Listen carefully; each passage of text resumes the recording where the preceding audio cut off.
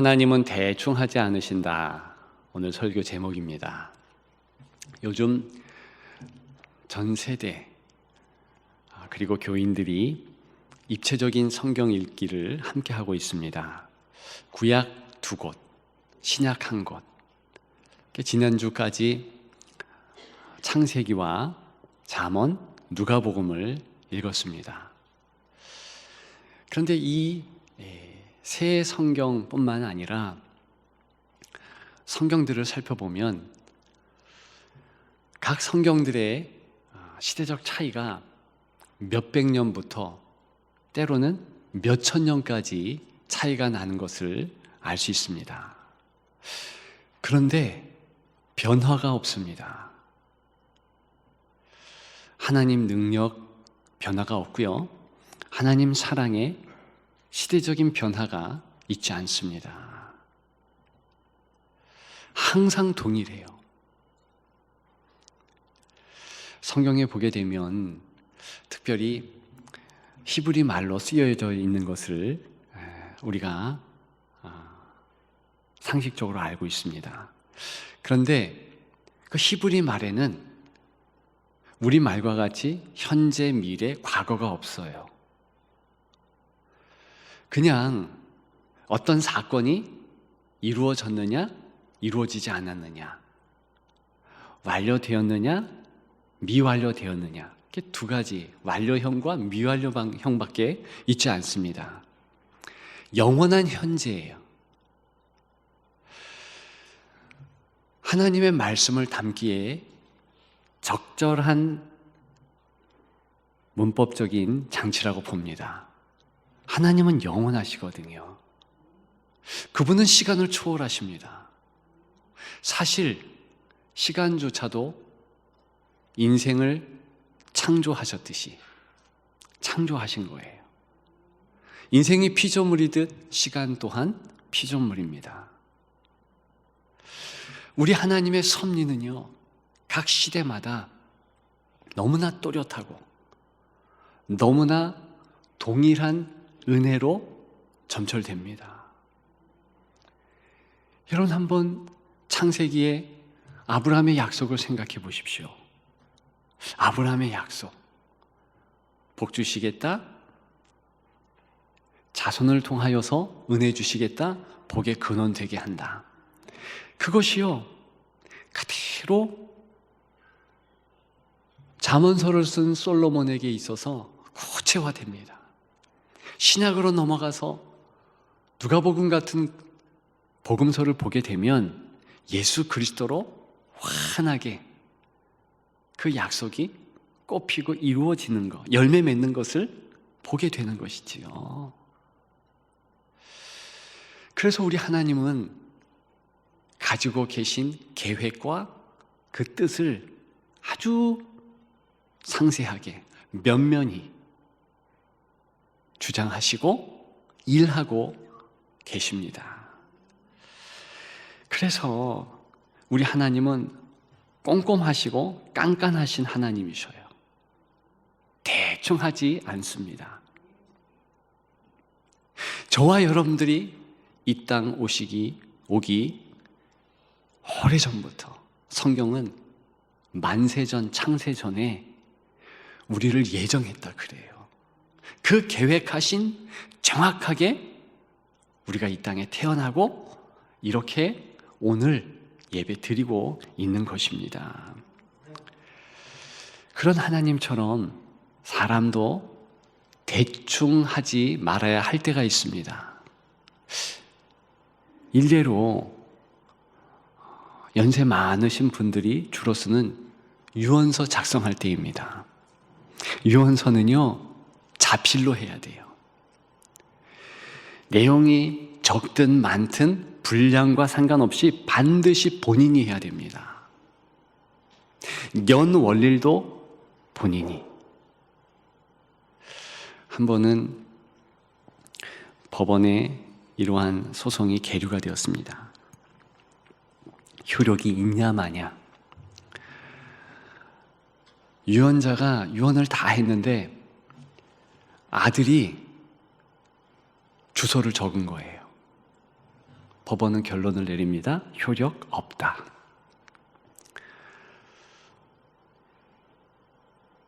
그런 거예요. 날인까지도 정확하게 본인이 해야 됩니다. 그럴 수밖에 없잖아요. 그 유언서 한 장으로 법적 효력이 가동됩니다. 몇 천만 원 혹은 수십억까지도 왔다 갔다 할 수 있는 거예요. 그러니까 대충 할 수 없는 것이죠.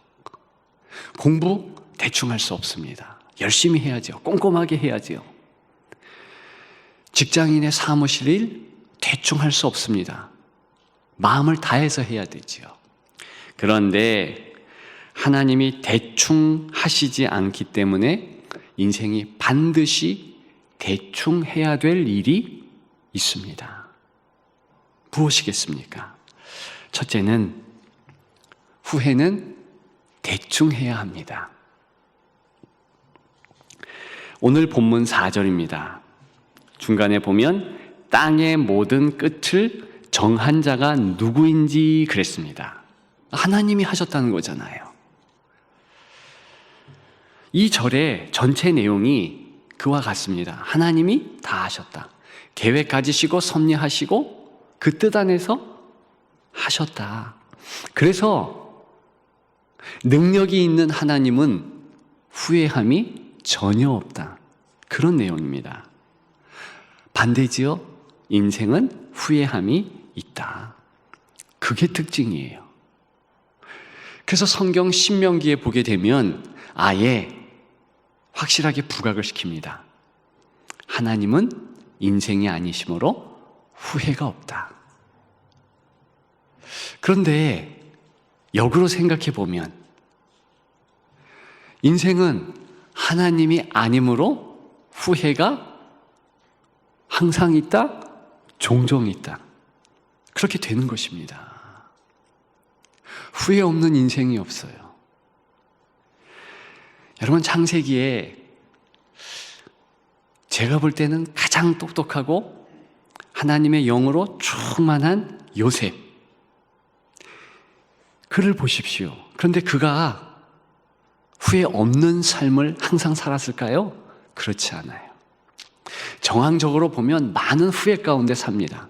특별히 형들에게 의해서 팔려가는 그 장면을 생각해 보십시오. 후회했을 거예요. 야, 내가 왜 형들의 일들을 아버지께 고자질 했던가? 왜 꿈 이야기를 자랑 삼아 했던가? 여러분, 창세기 42장에 보게 되면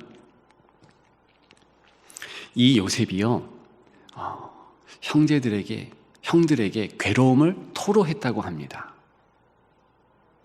그러니까 이 괴로움을 토로하는 이 모습이요, 나 후회하고 있으니까 날 제발 살려줬으면 좋겠다. 그러면서 울었겠지요. 물론 우리가 알다시피 형들은 아랑곳하지 않고 팔아버리지요.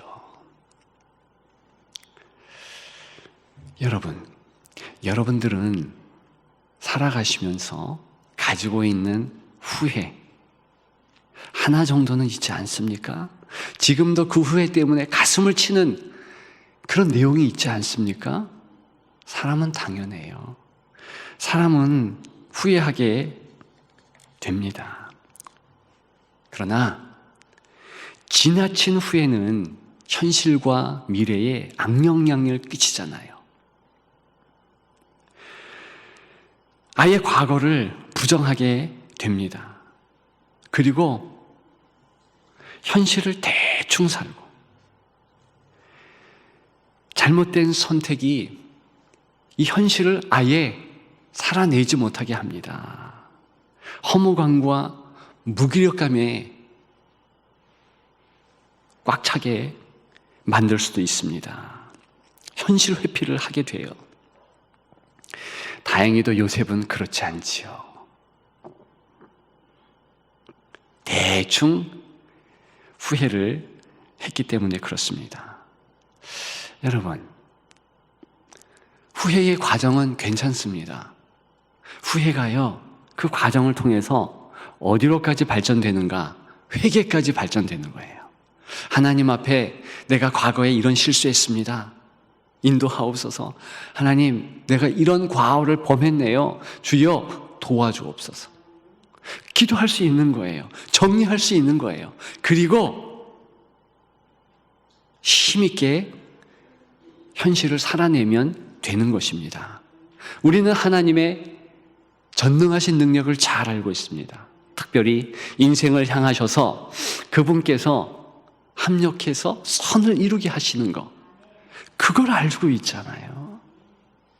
그런데 때로는 그런 성도들이 없지 않습니다. 내가 회개했던 거, 후회했던 거, 그것을 다시 끄집어내요. 마치 쓰레기통에 담겨져 있는 쓰레기물을 다시 벌려놓듯이 우리가 그렇다는 거죠. 그러면 어떻게 되겠습니까? 그 후에는 말씀드린 대로 사람의 마음을 망칩니다. 그 현실이 어렵게 하는 거예요. 그렇게 하면 안 되죠. 우리 그렇게 하지 맙시다. 후회만큼은 한번 하나님 앞에 정리했으면 그대로 뒷일로 돌리는 것입니다. 그리고 가장 중요한 현실의 일에 마음을 다 쏟는 것이지요. 다시는 후회하지 않도록 철저하게 기도하면서 나아가는 것입니다. 죽을 때 후회하는 것이 있다 하지요. 가장 큰 것이 내가 왜 사랑하는 자들에게, 사랑하는 사람에게 고맙다, 이 인사를 풍족하게 하지 못했는가, 그런 말을 많이 표현하지 못했는가, 바로 이 부분이 가장 후회가 된대요. 여러분, 사랑하는 사람에게도, 사랑하는 주님에게도 그런 표현을 꼭 하십시다. 감사합니다. 고맙습니다. 그러면서 후회 없는 삶을 사십시다. 후회 대충 하십시오. 그렇게 살아가는 여러분들 되시기를 주님의 이름으로 축복합니다. 두 번째예요. 미움은 대충 해야 된다. 5절입니다. 하나님의 말씀은 다 순전하며 하나님은 그를 의지하는 자의 방패시니라. 특별히 하반절, 그를 의지하는 자의 방패가 되신다. 하나님의 모습 아니겠습니까? 그런데 여기 이 방패, 보호한다는 의미는요, 적극적인 보호예요. 소극적이고 수동적으로 공격자에게서 그냥 가림막이 되어서 보호한다는 차원이 아니고 성도를 위해서, 자녀를 위해서 공격까지도 감행한다는 뜻입니다. 심판하시는 거예요. 응징하시는 거예요. 성경은 처음부터 끝까지 그 주장을 합니다. 봐라, 원수 갚는 일은 누가 하냐? 너의 일이 아니다. 내가 한다. 아버지 하나님의 말씀이에요.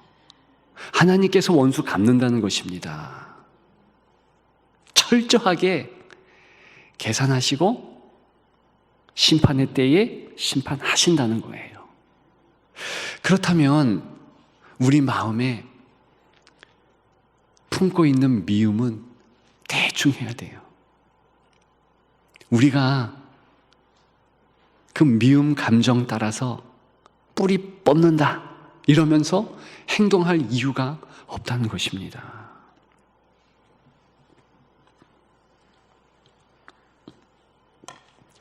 요즘에는요, 미움이 원수에게만 있는 것이 아니라 가까운 사람에게조차도 미워하는 마음이요, 불릴 듯해요.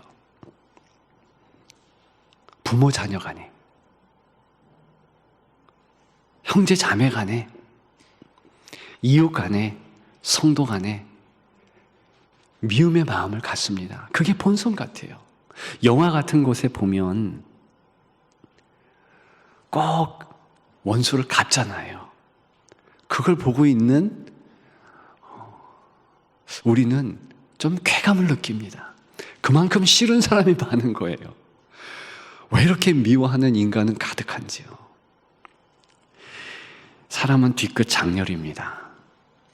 끝까지 갚아내고 싶어요. 그런데 오늘 본문에서 우리에게 명하는 것은 무엇입니까? 그렇게 하지 말라는 거예요. 끝까지 부딪히지 말고 끝까지 결판 내려고 하지 말라. 여러분, 미움 대충 하십시오. 그런 여러분들 되시기를 주님의 이름으로 축복합니다. 마지막 세 번째예요. 염려는 대충 해야 된다. 6절입니다. 너는 그의 말씀에 더하지 말라. 그가 너를 책망하시겠고 너는 거짓말하는 자가 될까 두려우니라. 그 말씀에 덧대지 말래요. 딴 말을 또 하지 말래요. 그런데 왜 그 말씀에 더하겠습니까? 이유는 간단해요. 불안하죠. 염려되니까 그것 가지고 안 될 것 같아요. 대표적인 염려의 내용이 두 가지 있지요. 하나는 장래일. 내 장래일, 내 여생이 어떻게 될까? 주께서 성경에서 말씀합니다. 내일을 위하여 염려하지 말라. 그런데 자연스럽게 염려가 돼요. 왜? 하나님의 말씀이 안 되는 거죠. 돈 걱정하게 되어 있습니다. 그 장래에 대한 염려, 돈에 대한 걱정은 사람에게 따라오는 것 같아요. 어쩔 수 없는 것 같아요. 특별히 돈 걱정. 전에 한 도서를 여러분들에게 제목이지만 소개한 책이 있습니다. 돈 걱정 없는 그리스도. 그게 기독교 서적 베스트셀러였잖아요. 그 책의 저자 형편이 좋지 않았습니다. 계속 치료비가 들어가는 장애인 딸이 있었어요. 수십억의 빚을 진 파산자였습니다. 월 80만 원밖에 벌 수가 없어요. 그런데 그가 그 어려운 가운데서도 돈 문제를 극복했다는 거죠. 그래서 그 비결을 가르치는 어떤 그런 특별한 방법을 주장하는 책이었습니다. 그런데요, 그 책 보면 뭐 이렇게 싱겁나 그런 내용입니다. 왜냐하면 너무나 간단해요. 재정적 세계관 확립해라. 그게 뭔가 하나님이 소유주라는 거예요. 가지고 있는 돈 하나님 거라는 거예요. 우리 것 아니라는 것입니다. 우리는 당연히 이 논리의 끄떡입니다. 왜냐? 성경이 주장하니까. 그러나 세상 사람들은요, 전혀 수긍할 수 없습니다. 왜요? 돈을 자기 것으로 여기니까. 그렇지 않습니까? 세상의 주장은 무엇입니까? 돈지상주의. 돈이면 다 된다. 돈 없으면 불행하다. 돈 있으면 행복하다. 고로 돈 벌어라. 수단 방법 가리지 말고 돈 버는 자가 행복한 사람이다. 그런데 그것이 사실이 아니죠. 사실이 아니다. 말 되네요. 정말입니다. 그렇지 않아요. 살아가면서 그런 정황들을 우리가 경험할 수 있습니다.